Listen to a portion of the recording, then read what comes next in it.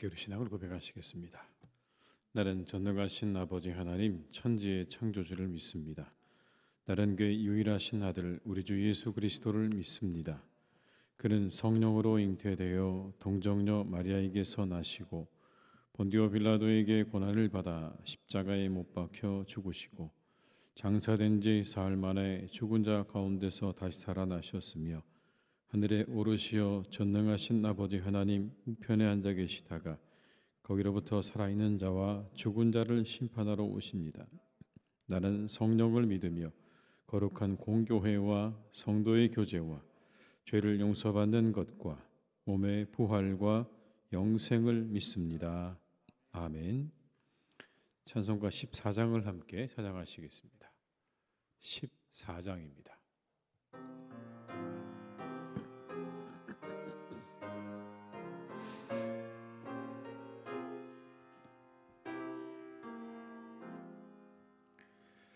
주 우리 하나님 하늘에 계시니 온 천하 만민 주 앞에 찬송하네.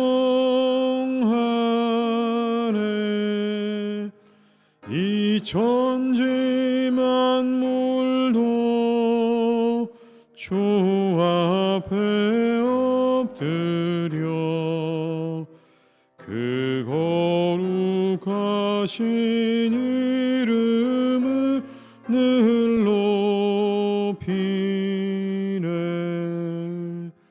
주 언약하신 것 끝까지 지키니 저 하늘나라 향하여 곧 가리라. 주 얼굴 배울 때 내 마음이 기쁘고 영원히 주의 영광을 찬양하리. 왕의 왕 되신 주 하늘에 계시니 이 세상 죄악 이기신 구주 예수 저 천군 천사들 조옹이하고서 모성도 함께 영원히 늘 섬기네. 성삼위일체께 승리한 무리들 다 기쁜 소리 높여서 감사드려. 창조주 하나님 내 주님 되시니 주 앞에 나도 엎드려 경배하. 4절입니다. 성삼위일체께 승리한 무리들 다 기쁜 소리 높여서 감사드려. 창조주 하나님 내 주님 되시니 주 앞에 나도 엎드려 경배하네.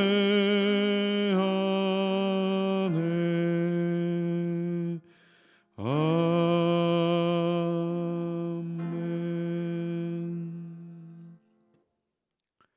예레미야 10장 12절에서 25절의 말씀입니다. 예레미야 10장 12절에서 25절의 말씀입니다.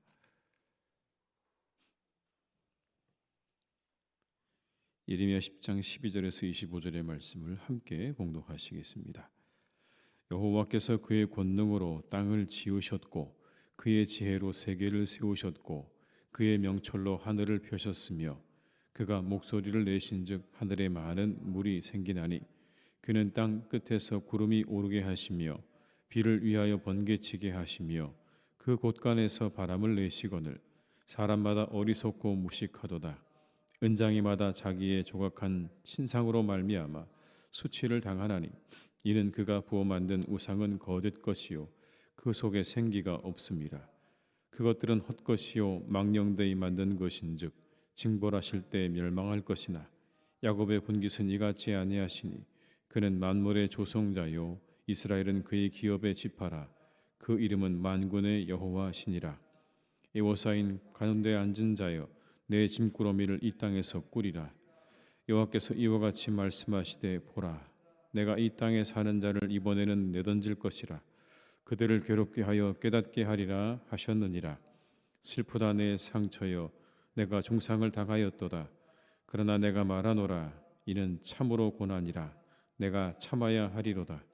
내 장막이 무너지고 나의 모든 줄이 끊어졌으며 내 자녀가 나를 떠나가고 있지 아니하니 내 장막을 세울 자와 내 휘장을 칠 자가 다시 없도다.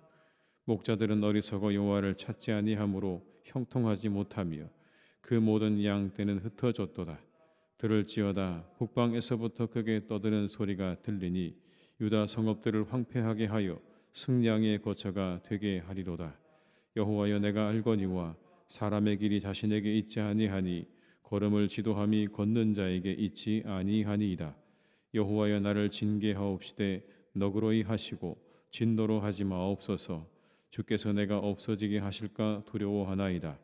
주를 알지 못하는 이방 사람들과 주의 이름으로 기도하지 아니하는 족속들에게 주의 분노를 부으소서. 그들은 야곱을 씹어 삼켜 멸하고 그의 거처를 황폐하게 하였나이다 하니라. 아멘.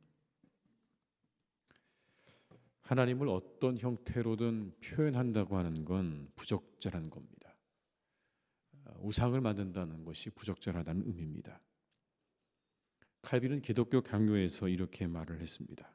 하나님을 어떤 형상과 결부시키게 되면 반드시 불경스러운 거짓으로 인하여 하나님의 영광이 부패되고 만다. 하나님을 어떤 우상으로 그렇게 형상화하기 시작하면 그 안에는 반드시 하나님의 영광이 부패되는 일이 나타나게 된다는 그런 의미인 것이죠. 하나님은 스스로 계시는 분 아닙니까? 누군가에 의해서 만들어지거나 규정될 수 있는 그런 분이 아니시다라는 겁니다. 완벽하게 규정 지을 수 있는 건 없습니다.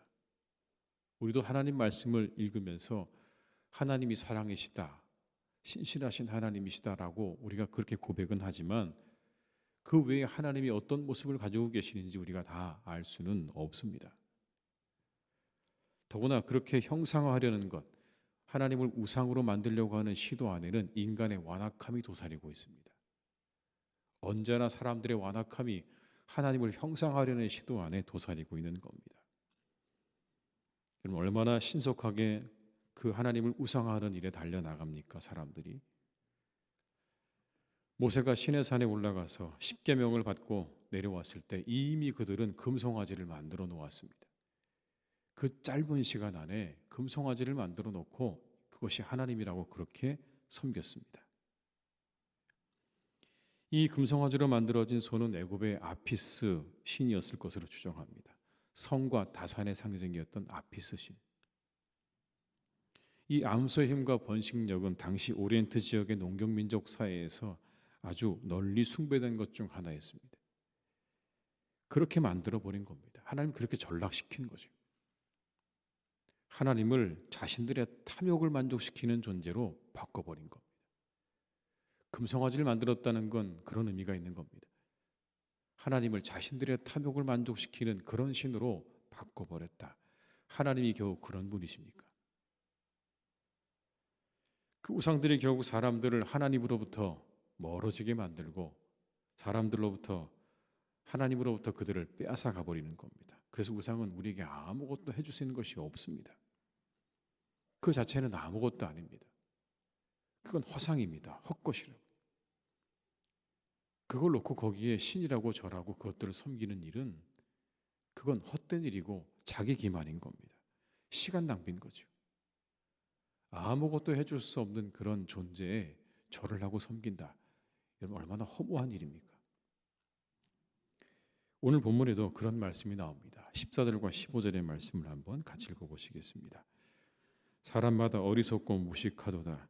은장이마다 자기의 조각한 신상으로 말미암아 수치를 당하나니 이는 그가 부어 만든 우상은 거짓 것이요 그 속에 생기가 없음이라. 그것들은 헛것이요 망령되이 만든 것인즉 징벌하실 때 멸망할 것이나. 생기가 없다. 헛것이다. 망령되이 만든 것이다. 다 그렇다는 겁니다.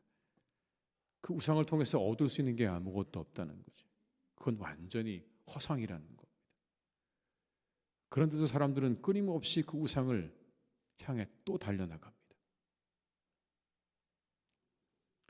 그 결국은 죄악인 거죠. 우리 시대 6가지 우상이라는 책에 보면 6가지 우상을 이렇게 말하고 있죠. 성공, 돈, 레저, 성, 권력, 그리고 나.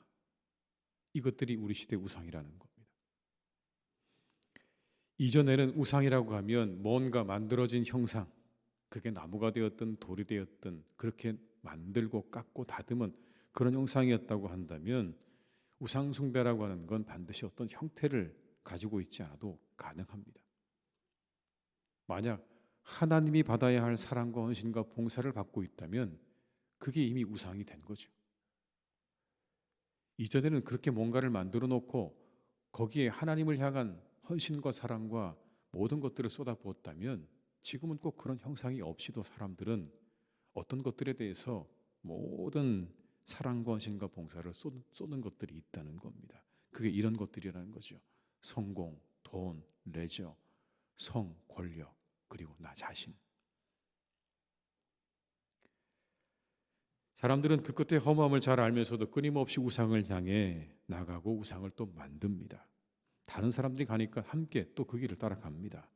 그곳 행복과 안전이 있다고 믿으며 달려가지만 그 끝은 언제나 허무함입니다. 우리는 속지 말아야 됩니다. 우리를 우상숭배로 이끌어가는 이 시대의 모든 것들에 속지 않아야 합니다. 그것들이 하나님께서 우리에게 주시는 모든 것들을 줄 것이라고 하는 그런 착각에 빠져서는 안 되고 그것들에게 그래서 우리 헌신과 봉사와 찬양을 드려서는 안 된다는 것입니다. 우리 사랑하는 교우들 한 분 한 분 다 하나님만을 우리가 우리의 하나님으로 믿고 예배하고 섬기고 그분에게만 우리의 모든 것들을 드릴 수 있는 그런 삶을 살아가시기를 주님의 이름으로 축복합니다. 그 우상 숭배가 결국엔 하나님의 심판을 불러왔습니다. 우리가 가지고 있는 우상들을 버리고 돌이켜 권능으로 땅을 지으시고 그의 지혜로 세계를 세우시며 그의 명철로 하늘을 펴신 하나님께 나아가야 하는데 오늘 우상 숭배에 빠진 이스라엘을 향한 하나님의 심판을 보십시오. 17절과 18절의 말씀을 같이 읽어보시겠습니다. 에워싸인 가운데에 앉은 자여 내 짐꾸러미를 이 땅에서 꾸리라. 여호와께서 이와 같이 말씀하시되 보라 내가 이 땅에 사는 자를 이번에는 내던질 것이라. 그들을 괴롭게 하여 깨닫게 하리라 하셨느니라.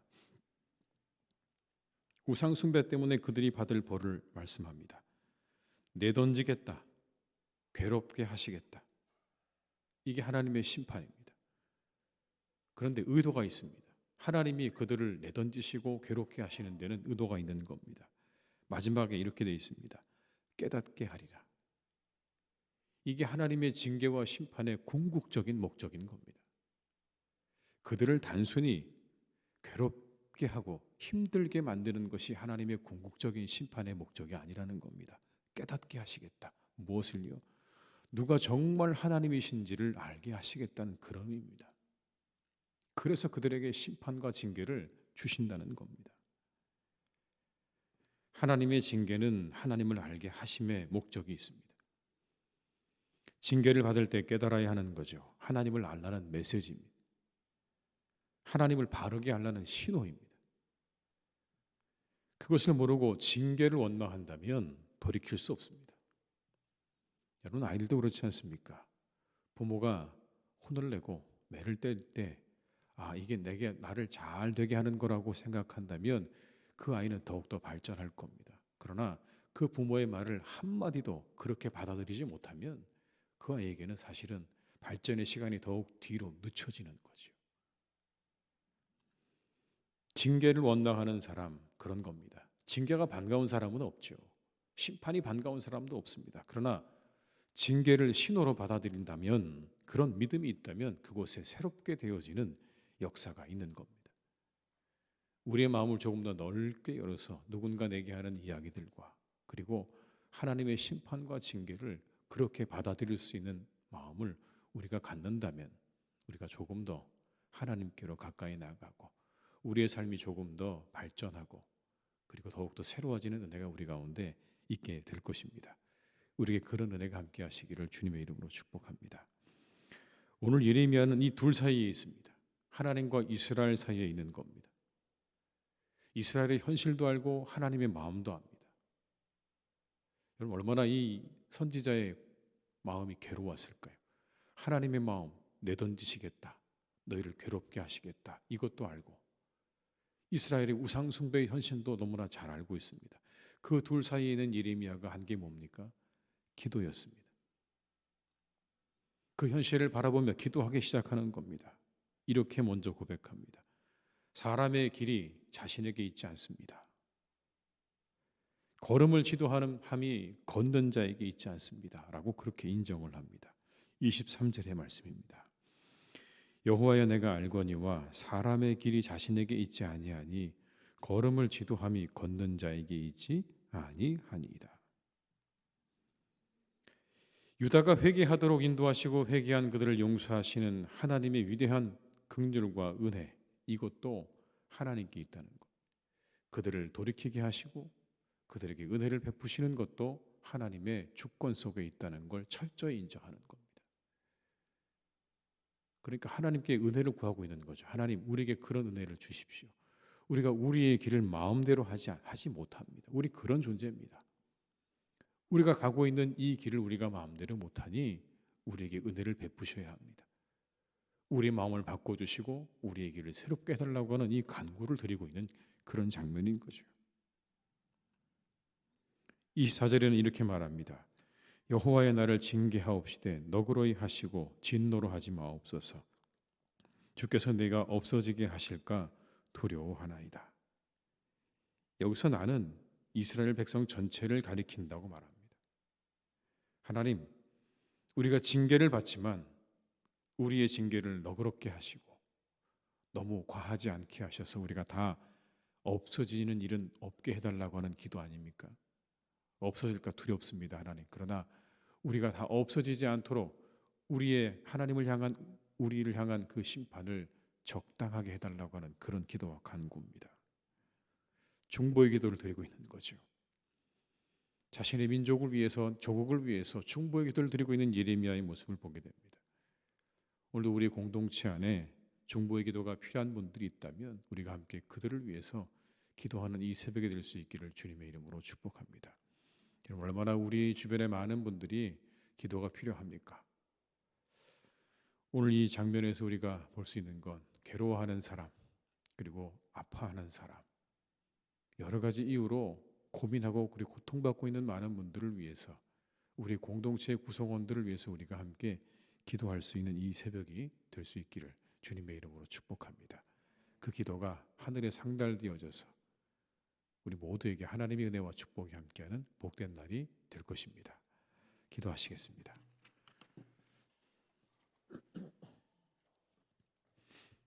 아버지 하나님,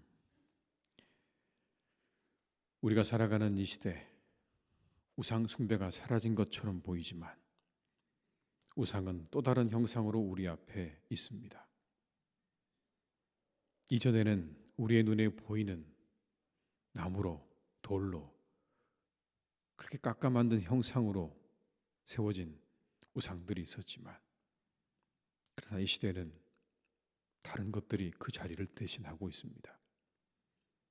돈과 권력과 성과 그리고 성공과 나 자신, 이 모든 것들이 우리의 우상이 되어서 우리가 하나님께 드려야 할 전적인 헌신과 봉사와 사랑을 다 받고 있습니다.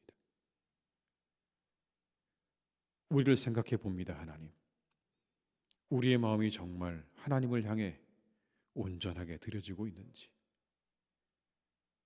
이와 같은 것들과 비교해서 하나님이 뒷전으로 물러나 있는 건 아닌지,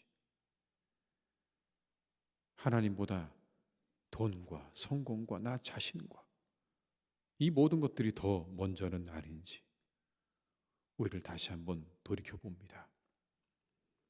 주님, 그 끝이 허무합니다. 그 끝이 허무하다고 우리에게 말씀합니다. 그런데도 우리는 그것을 잡으려고 끊임없이 달려갑니다. 우리를 새롭게 하시옵소서. 세상을 지으시고 주관하시고 창조하신 하나님, 우리의 전적인 헌신과 사랑과 봉사를 드리는 믿음으로 나아가는 우리 모두가 되게 하여 주시옵소서. 하나님 아래서 이 모든 것들이 아름답게 사용되어지기를 간절히 기도합니다.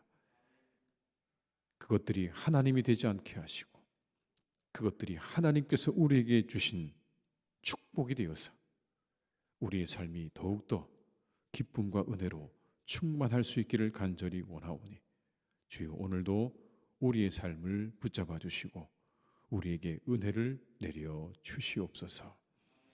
아버지 하나님, 사랑하는 우리의 교우들 가운데는 여러 가지 문제로 고민하고 기도하고 있는 분들이 참 많습니다. 우리의 가정의 문제로, 내 영혼의 문제로, 우리의 신앙의 문제로, 관계의 문제로, 여러 가지 하나님 문제로 고민하며 기도하는 우리의 교우들을 하나님께서 기억하시고 그들의 그 기도와 간구를 들어 응답해 주시기를 간절히 기도합니다. 우리가 먼저 그들을 위해 기도할 수 있는 마음과 믿음 주시기를 간절히 기도합니다. 주님, 오늘도 우리와 함께 하셔서 우리의 주변을 둘러보게 하시고 우리 주변에 마음 아파하는 이들과 고통받는 이들과 소외된 이들을 우리가 위해서 기도하는 이 하루가 되기를 간절히 기도하오니, 주님 선하게 오늘도 우리의 삶을 이끌어 주시고 인도하여 주시옵소서. 아버지 하나님, 사랑하는 우리 교회를 주님께서 든든하게 세워주시니 감사합니다. 날마다 주께서 든든하게 세워주시고 우리의 공동체를 아버지 하나님의 뜻 안에서 거룩하게 세워주시기를 간절히 기도합니다. 오직 하나님만을 바라보게 하여 주옵시고 아버지 하나님의 나라를 위해서 귀하게 쓰임받는 교회가 되게 하여 주옵시고, 불필요한 일들에 우리의 모든 것들을 낭비하거나 소모하는 일이 없도록 주님께서 우리를 이끌어 주시기를 간절히 원하오니 온 교우들의 마음을 하나로 모아 주시옵소서. 하나님에게로 모아주시고 예수님에게로 모아주셔서 우리가 주의 나라와 주의 의를 이루어 드리는 일에 우리의 모든 마음과 뜻을 드릴 수 있는 하나님의 교회가 되게 하여 주시옵소서. 이 모든 것들을 방해하는 것들을 주님께서 물리쳐 주시고 그 모든 것들을 거두어 주시고 오직 아버지 하나님의 성령과 말씀으로 우리의 교회를 다스리시고 주관하여 주시옵소서. 아버지 하나님, 사랑하는 우리 교회 가운데 참으로 하나님 함께 하셔서 늘 기쁨으로 충만할 수 있기를 간절히 기도합니다. 우리 모두가 함께하는 기쁨, 그리고 신령한 기쁨으로 충만하고 가득한 교회가 되게 해 주시옵소서. 아버지 하나님, 우리 교회학교의 자녀들을 주님께서 기억해 주시기를 간절히 원합니다. 하나님, 그들의 믿음을 꼭 붙잡아 주시옵소서. 이 세대 속에 우리 사랑하는 자녀들의 믿음을 하나님께서 주시기를 간절히 원합니다. 그들의 영혼 가운데 믿음을 주시옵소서. 그들의 영혼 위에 아버지 하나님 말씀을 주시옵소서.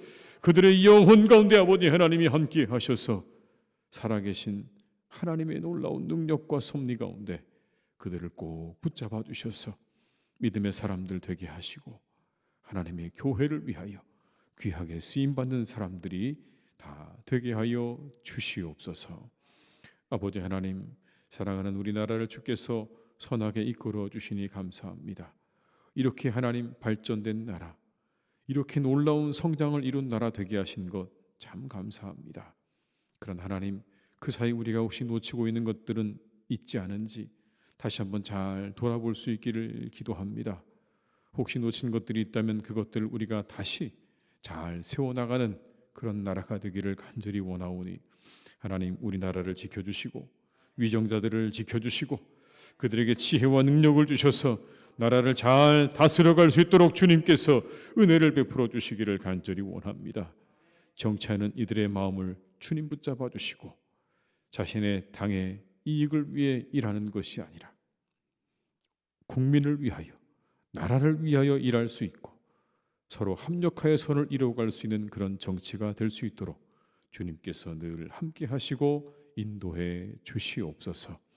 저 북녘의 악한 정권을 주님께서 손봐 주시기를 간절히 원합니다. 끊임없이 도발을 감행합니다. 그 나라의 국민들은 죽어가고 있습니다. 추위에 굶주림에 죽어가고 있는데 그 정권은 하늘을 향하여 날마다 미사일을 쏴대고 있습니다. 얼마나 안타까운 현실입니까? 하나님, 저 북한이야말로 사람이 다스리고 있는 그 세상의 현실인 것을 우리가 보게 하시니 주여, 저 땅을 긍휼히 여겨주시고 저 땅에 찾아가셔서 이제 그 모든 정권들 하나님께서 깨끗하게 소멸시켜 주시고 저 땅에 새로운 은혜가, 자유함의 은혜가 찾아오는 축복이 있게 하여 주시옵소서. 아버지 하나님, 오늘도 우리의 삶을 인도하시는 하나님, 날이 참으로 차갑습니다. 우리 교우들 한 분 한 분을 건강하게 지켜주시고 몸이 상하지 않게 하시고 미끄러운 길을 오갈 때마다 사고 나지 않도록 주님께서 늘 동행하시고 함께해 주시기를 간절히 원하옵고 예수님의 이름으로 기도드립니다. 아멘.